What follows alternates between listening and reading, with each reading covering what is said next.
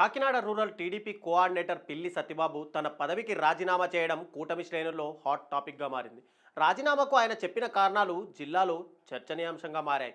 పిల్లి సత్యనారాయణ రాజీనామాతో కాకినాడ రూరల్ నియోజకవర్గంలో కూటమి నేతల మధ్య విభేదాలు బయటపడ్డాయనే టాక్ నడుస్తోంది. అసలు సత్యబాబు రాజీనామాకు కారణమేంటి? అసలు అక్కడ కూటమి నేతల మధ్య ఏం జరుగుతోంది? Let's watch the story.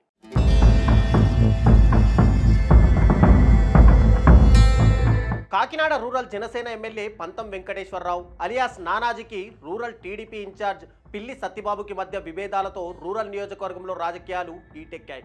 Rural నియోజకవర్గం జనసేనకు కేటాయించడంతో 2024 ఎన్నికల్లో టీడీపీ కోఆర్డినేటర్గా పిల్లి సత్యనారాయణ అలియాస్ సత్యబాబును నియమించారు. ఆ ఎన్నికల్లో జనసేన అభ్యర్థిగా పోటీ చేసిన పంతం నానాజీ ఘన విజయాన్ని సాధించడంలో టీడీపీ పాత్ర ఎంతో ఉంది. నానాజీ విజయం కోసం తెలుగు తమ్ముళ్లు ప్రాణం పెట్టి పనిచేశారు అనడంలో అతిశయోక్తి లేదు. ఎన్నికల్లో నానాజీని గెలిపించే వరకు అహర్నిశలు కష్టపడ్డ టీడీపీ కార్యకర్తలను, నాయకులను ఇప్పుడు పంతం నానాజీ పట్టించుకోవడం లేదనే విమర్శలు రూరల్ నియోజకవర్గంలో బలంగా వినిపిస్తున్నాయి.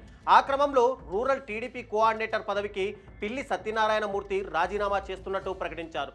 రాజీనామాకు గల కారణాలను వివరిస్తూ పార్టీ అధిష్టానానికి సుదీర్ఘ లేఖ రాశారాయన. అదంతా ఒక ఎత్తైతే ఈ పరిణామాల గురించి మాత్రం లోకల్ టీడీపీ క్యాడర్ తెగ గుసగుసలాడుకుంటోంది. ఏ ప్రయోజనాలు ఆశించి పిల్లి ఈ నిర్ణయం తీసుకున్నారన్నది కేడర్ క్వశ్చన్ కాగా, అధికార పార్టీలో కోఆర్డినేటర్ పదవి అంటే ఒక స్థానం ఉంటుంది. అలాంటి పోస్టును కూడా పిల్లి దంపతులు ఎందుకు వివాదాస్పదం చేస్తున్నారు, కొత్త వివాదాన్ని ఎందుకు తెర మీదికి తెచ్చారని తమ్ముళ్ళు మాట్లాడుకుంటున్నారట. గత అసెంబ్లీ ఎన్నికల్లో కాకినాడ రూరల్ సీటు జనసేనకు వెళ్ళగా అది మాకే దక్కాలన్న పట్టుదలతో పిల్లి ఫ్యామిలీ చాలా ప్రయత్నాలు చేసింది. పైకి మాత్రం జనసేన అభ్యర్థి నానాజీ గెలుపు కోసం పనిచేస్తున్నామని బిల్డప్లు ఇస్తూనే తెర వెనుక వైసీపీతో మంతనాలు జరిపారన్న ప్రచారం ఉంది. ఎన్నికల తర్వాత స్వయంగా ఎమ్మెల్యే వర్గం ఈ విషయంపై ఓపెన్ గానే మాట్లాడింది. టీడీపీ పెద్దలు కూడా దీని గురించి ఆరా తీసినట్టు తెలిసింది. గతంలో టీడీపీ తరపున 2 సార్లు పిల్లి అనంతలక్ష్మి ఎమ్మెల్యేగా పనిచేశారు. కానీ 2019 ఎన్నికల్లో పార్టీ ఓడిపోయాక అప్పట్లో టీడీపీకి తనకు సంబంధం లేదన్నట్టు మాజీ ఎమ్మెల్యే వ్యవహరించారు. ప్రతిపక్ష నాయకుడి హోదాలో చంద్రబాబు నియోజకవర్గానికి వచ్చినా కనీసం అటువైపు తొంగి చూడలేదు. దీంతో అసలు వాళ్ళు టీడీపీలోనే ఉన్నారా అనే చర్చ కూడా పార్టీ వర్గాల మధ్య జరిగింది. అలా 3 ఏళ్లకు పైగా గడిపేశారు. ఇక 2024 ఎన్నికలకు ముందు యాక్టివ్ అవడంతో మాజీ ఎమ్మెల్యే భర్త పిల్లి సత్యబాబుకు నియోజకవర్గం కోఆర్డినేటర్ పదవి ఇచ్చింది టీడీపీ అధిష్టానం. గతంలో టచ్ మీ నాట్ అన్నట్టుగా ఉన్నా సరే అటు లోకల్ అవసరాల కోసం పార్టీ దగ్గరకు తీసింది, ఇటు సీటు ఆశతో వీళ్ళు కూడా దగ్గరయ్యారు. కానీ పొత్తులో భాగంగా కాకినాడ రూరల్ జనసేనకు వెళ్లడంతో పిల్లి ఫ్యామిలీకి నిరాశ తప్పలేదు. ఇక అప్పటి నుంచి రాగం తాళం వేరుగా పడుతున్నాయన్నది ఈ కుటుంబం మీదున్న ప్రధాన ఆరోపణ. అందుకే రాష్ట్రంలో ఎక్కడా లేని విధంగా ఇక్కడ మాత్రమే కోఆర్డినేటర్ను నియమించారని చెప్పుకుంటున్నారు టీడీపీ కార్యకర్తలు. అయినా సరే ఇప్పుడు అసలు పిల్లి ఫ్యామిలీకి అంత సీన్ లేదని సొంత పార్టీలోనే చర్చ జరుగుతుందట.